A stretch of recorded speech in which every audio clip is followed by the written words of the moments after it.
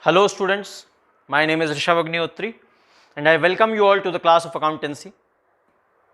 Children, as I have promised you that in the next class we will be starting a new chapter named as accounting equation.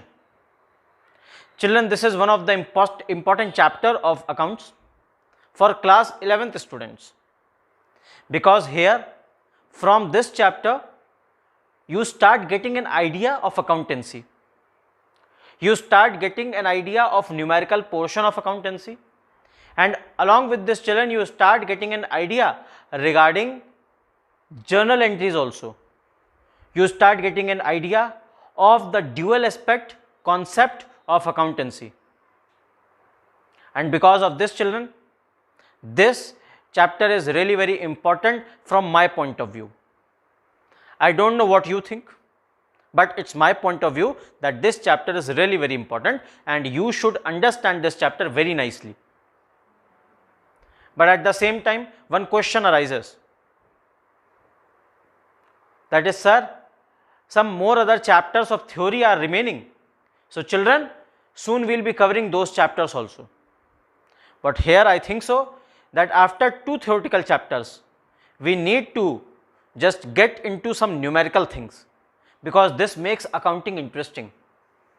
And I think so, children, it's my personal view, it's my personal thinking that in accounts, the best important thing and the best thing which makes or which creates interest in accounts is the numerical portion of accountancy.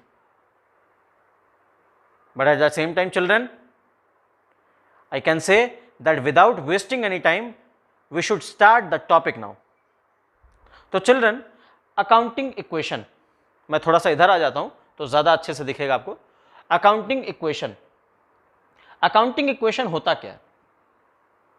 अब accounting तो हमने पढ़ा हुआ है, accounting क्या है, accounting is a process and सब कुछ पढ़ा है. क्या क्या स्टेप्स आते हैं अकाउंटिंग में वो भी पढ़ा है सर.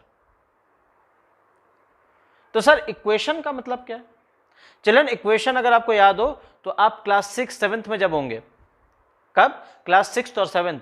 अरे सर कब की बात कर दी 6 और 7th की, याद ही नहीं है हमें तो 6 7th में क्या पढ़े थे. नहीं चिल्ड्रन, मैं आपको कुछ पढ़ा नहीं रहा हूँ, मैं सिर्फ आपको याद दिला रहा हूँ कि 6 7th में आपने एक चीज़ पढ़ी होगी, वो थी इक्वेशन. और इक्वेशन में भी क्या? Linear equations in one variable. Linear equations करते समय जब हम इक्वेशंस की वैल्यू निकालते थे, उसमें वेरिएबल दिया होता था, फाइनली हम एक्स या वाई की वैल्यू निकाल लेते थे और फिर उसके बाद लिखा होता था प्रूव योर आंसर. याद है कि नहीं सभी को? तो हम प्रूव योर आंसर में क्या करते थे? इक्वेशन लिखते थे और वेरिएबल यानी एक्स या वाई की वैल्यू उसकी जगह सब्स्टिट्यूट करते थे, और फाइनली हमें इक्वल टू के राइट हैंड साइड और लेफ्ट हैंड साइड दोनों तरफ इक्वल आंसर मिलता था. तभी हम नीचे लिखते थे कि yes our answer is correct and hence LHS is equal to RHS.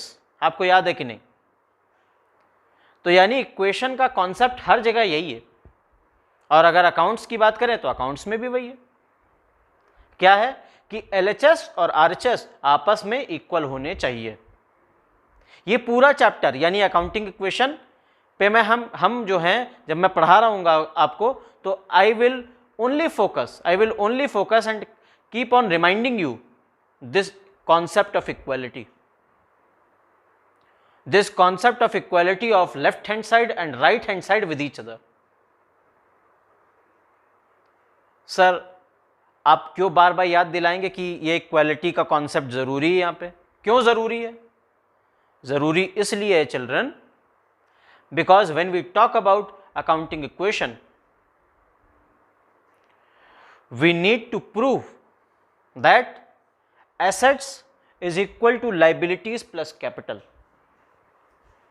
Assets is equal to liabilities plus capital. ऐसा क्यों प्रूफ करना जरूरी है सर?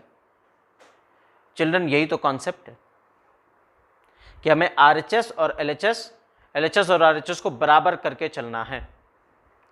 जो जो चीजें, जो जो ट्रांजैक्शंस हम इसमें शो करते जाएंगे टाइम टू टाइम, हर एक ट्रांजैक्शन के बाद मैं आपको दिखाता चलूंगा कि देखिए अब चेक करिए, और आप खुद मेरे साथ साथ चेक करिएगा. वीडियो को पॉज करिएगा 1 मिनट और या फिर स्क्रीनशॉट लेके उसको चेक करिएगा कि LHS और RHS जो हमने सॉल्व किया है आपके लिए बोर्ड पे वो एक्चुअल में है कि नहीं है, LHS RHS को इक्वल है कि नहीं, बराबर है दोनों की नहीं, ये मैं नहीं चेक करूंगा, मैं आपसे चेक करवाऊंगा। हाँ, साथ में मैं भी सॉल्व करता चलूंगा, लेकिन आप मेरा साथ देते चलेंगे और मुझे बताते चलेंगे, मेरी हेल्प करते चलेंगे। सर ऐसा कैसे हो सकता है, यूट्यूब वीडियो में हम आपकी हेल्प कैसे करेंगे? चिल्ड्रन, आप हेल्प करेंगे अपने कमेंट से, आप हेल्प करेंगे अपनी शेयरिंग से, आप हेल्प करेंगे अपने पॉइंट ऑफ व्यू से जो आप समझते हैं, आप हेल्प करेंगे अपने डाउट्स मुझसे पूछकर, मेरे व्हाट्सएप नंबर या फिर मेरी ईमेल आईडी पे भेजकर। तभी मैं मानूंगा कि आप मेरा साथ दे रहे हैं, आप मेरे साथ साथ क्वेश्चन सॉल्व करते हैं। चलिए मैं आगे बढ़ता हूं। अब assets is equal to liabilities plus capital. सबसे पहले मैं आपको बताना चाहूंगा क्या कि कैपिटल होता क्या है। कैपिटल के बारे में जब मैंने आपको पढ़ाया था बेसिक अकाउंटिंग टर्म्स में, अगर आपने नहीं पढ़ा तो पहले वो पढ़ के आइए, फिर ये पढ़िए चैप्टर। बेसिक अकाउंटिंग टर्म्स में मैंने आपको समझाया था कुछ। क्या समझाया था सर? कैपिटल का मतलब समझाया था। मैंने आपसे बोला था कि capital is the amount invested by the owner of the business and this amount is treated as a liability of the owner towards the business. Business में क्या ट्रीट किया जाता है? बिजनेस में ये ओनर की तरफ से एक लाइबिलिटी के रूप में ट्रीट किया जाता है। यानी कि बिजनेस इसको मान के चलता है कि एक लाइबिलिटी है जो मेरे ओनर ने मुझे दिया है, एक दिन मुझे इसको लौटाना है। सर ऐसा क्यों करा जाता है? मैंने आपको बताया था, थोड़ा सा हिंट दिया था कि सेपरेट एंटिटी कॉन्सेप्ट एक है। थोड़े दिनों में जब मैं प्रिंसिपल्स ऑफ अकाउंटिंग आपको पढ़ाऊंगा तो प्रिंसिपल्स में आपको मैं बताऊंगा कॉन्सेप्ट्स एंड कन्वेंशंस, उसमें मैं आपको बताऊंगा सेपरेट एंटिटी कॉन्सेप्ट को और डिटेल में। लेकिन सेपरेट एंटिटी कॉन्सेप्ट साफ साफ कहता है कि बिजनेस ओनर और बिजनेस आपस में एक नहीं है, ये दोनों सेपरेट है। और अगर सेपरेट हैं तो फिर कैपिटल भी सेपरेट है बिजनेस से। और अगर मैंने कैपिटल कुछ कैश कैपिटल के रूप में लगाया है, इन्वेस्ट किया अमाउंट बिजनेस में, तो वो बिजनेस के लिए एक लाइबिलिटी है। तो सर ये लाइबिलिटी आपने लिखा है तो कैपिटल अलग से क्यों लिखा है? ये नहीं समझ आया सर। तो कैपिटल चिल्ड्रन इसलिए अलग से लिखा है क्योंकि कैपिटल का मतलब इंटरनल लाइबिलिटी। अब इंटरनल लाइबिलिटी अलग से नाम नहीं दिया इसको, इसलिए कैपिटल। अगर आप इसको ध्यान से देखिए तो ये external liability plus internal liability is equal to total liability. तो ये एक तरह से इक्वल टू के इस तरफ, यानी राइट हैंड साइड, आप राइट हैंड साइड देख रहे हैं, राइट हैंड साइड पे जो दोनों टर्म्स दिए ये कुल मिला के टोटल लाइबिलिटी ही है। अच्छा सर ये बात है, हाँ जी यही बात है, ये टोटल लाइबिलिटी है। और इधर क्या है? अकेले एसेट्स। यानी कि हम प्रूव करना चाह रहे हैं कि assets is equal to liabilities, और वो भी लाइबिलिटीज कौन सी? Total liabilities. Assets is equal to total liabilities. इसी के ऊपर बात करेंगे हम इस चैप्टर में, इसी के ऊपर चर्चा करेंगे इस चैप्टर में। सर आपने एक और चीज कही थी कि ये आगे आने वाले चैप्टर से रिलेटेड है, आपको इससे, हम लोग को इससे अंदाजा मिलेगा जर्नल एंट्रीज का, आगे आने वाले चैप्टर्स का। बिल्कुल मिलेगा चिल्ड्रन, क्योंकि यहाँ पे हर ट्रांजैक्शन जो हम सॉल्व करते चलेंगे, रिकॉर्ड करते चलेंगे, यहाँ पे जो आपके सामने मैं लिखता चलूंगा, उस हर ट्रांजैक्शन में आप देखेंगे एक चीज कि हर ट्रांजैक्शन को मैं दो जगह अलग अलग दिखा रहा हूं। क्यों? क्योंकि हमारी अकाउंटिंग इसी पे तो काम करती है। याद करिए फर्स्ट चैप्टर में मैंने आपको बताया था सिस्टम ऑफ अकाउंटिंग, और उसमें बताया था single entry system, double entry system. और मैंने कहा था कि सारी अकाउंटिंग जो हम लोग करेंगे वो डबल एंट्री सिस्टम पे बेस्ड होती है। तो डबल एंट्री मतलब यानी कि हर एंट्री के, हर ट्रांजैक्शन के दो पहलू होंगे ही होंगे। अच्छा सर ये बात है जी, यही बात है। समझ आ रहा है ना आपको? बोलिए। चलिए तो आगे बढ़े। अब मैं आपको एक चीज और बताना चाहता हूं लास्ट, फिर ये इंट्रोडक्टरी वीडियो हम खत्म करेंगे और फिर अगली वीडियो से हम एक एक ट्रांजैक्शन को समझेंगे। सबसे पहले मैं आपको बताऊंगा कैपिटल इंट्रोड्यूस करने का ट्रांजैक्शन, उसके बाद परचेज सेल्स के ट्रांजैक्शन। ये मैं अगले वीडियो में सब कवर करने वाला हूं, तो अगला वीडियो मत मिस करिएगा, बिल्कुल देखिएगा। आइए सबसे पहले इसको समझें। मैं देखिए इसको कोरिलेट करूंगा किससे? टी शेप्ड बैलेंस शीट से। देखिए ज़रा,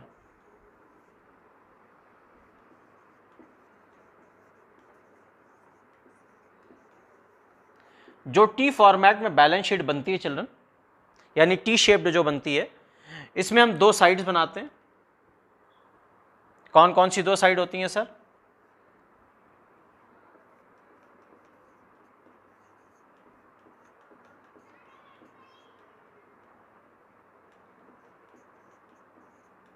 लाइबिलिटीज, और यहां क्या आना चाहिए? यहां आ जाएगा एसेट्स। यहां पर भी हम अलग अलग लाइबिलिटीज, अलग अलग एसेट्स लिखते हैं। फाइनली यहां पे एक टोटल लगाते हैं दोनों का। और सबसे बड़ी बात चिल्ड्रन मैं आपको बताऊं कि ये टोटल जो है हमेशा एक होता है, इक्वल होता है। ये क्या होता है? इक्वल। यानी जो टोटल हमने लगाया लाइबिलिटीज और एसेट्स का दोनों तरफ अलग अलग, दोनों का टोटल एक होगा। क्यों होगा सर? क्योंकि चिल्ड्रन हमें मालूम है कि बैलेंस शीट क्या होती है, एंड में सबसे बनाई जाती है। मैंने आपको बहुत पहले सब कुछ समझाया हुआ है। पहले जर्नल एंट्रीज, फिर लेजर क्रिएशन, लेजर क्रिएशन के बाद फिर पोस्टिंग करते हैं किसमें? ट्रायल बैलेंस, ट्रायल बैलेंस के बाद trading account, profit and loss account, and finally balance sheet. और हमारा गोल ही यही होता है अकाउंटिंग करने का। शुरुआत अकाउंटिंग की जहाँ से भी करिए आप, जर्नल एंट्री से जब करते हैं तो फाइनल गोल हमारा क्या होता है? जहाँ हमें पहुँचना होता है। The final goal is what? Final destination is what? To reach balance sheet. तो अगर हमें बैलेंस शीट पर पहुँचना है तो ये सारे स्टेप्स हमें क्लियर करने पड़ते हैं। और फाइनली बैलेंस शीट पे आके हमें क्या मिलता है? यहाँ टोटल करते हैं, एसेट्स लाइबिलिटीज लिखते हैं, टोटल लगाते हैं, और यहाँ पे अमाउंट इक्वल आना चाहिए। अगर इक्वल नहीं आता है तो इसका मतलब हमारी अकाउंटिंग कहीं ना कहीं गलत हो गई है। इसका ये मतलब होता है। सर आप तो नई चीज़ बताने लगे, आप अकाउंटिंग इक्वेशन बता रहे थे। तो देखिए चिल्ड्रन, अकाउंटिंग इक्वेशन जो हमने समझा है, ध्यान से देखिएगा। यहाँ पर भी देखिए एसेट्स और लाइबिलिटीज़, यहाँ पर भी एसेट्स और लाइबिलिटीज़ हैं। क्या है? एसेट्स और लाइबिलिटीज़। यहाँ पर भी एसेट्स और लाइबिलिटीज़ हैं। यानी कि एसेट्स और लाइबिलिटीज़ यहाँ पर भी हैं और वहाँ पर भी। और मैंने आपसे क्या कहा था कि ये इक्वल टू साइन है, यानी इधर भी इक्वल होगा और इधर भी इक्वल होगा। और यहाँ पर भी मैंने ये कहा है, ये भी और ये भी आपस में इक्वल होंगे। अब आप ही बताइए, सिमिलैरिटी दिख रही है कि नहीं दिख रही है? हाँ सर दिख तो रही है, अब दिखनी शुरू हुई है थोड़ी थोड़ी। तो यही सिमिलैरिटी होती है चिल्ड्रन। यानी कि एक तरीके से हम आगे आने वाली अकाउंटेंसी को यहीं से जज करना शुरू कर देंगे। और इसीलिए मैं कहूँगा ये चैप्टर बहुत इंपॉर्टेंट है। आप मेरे साथ जुड़े रहें, समझते चलिए एक एक चीज़। इसी के साथ ये introductory video of accounting equation मैं ख़त्म करता हूँ, और अगले टर्न से या अगली वीडियो से मैं आपको एक एक चीज़ समझाता चलूँगा। Thank you for attending the class children. I hope you have liked the video, and not only liking the video is meant when you are liking the video from your mindset or from your heart. I'm not telling that. You should click on the like button also. You should share it with your friends. You should share it with your with the needed ones who are needing some kind of accountancy guidance. उन लोग को share करिए और subscriptions आते रहने चाहिए, याद रखिए। चलिए, तो with this, thanks a lot children, have a nice day, take care, bye bye.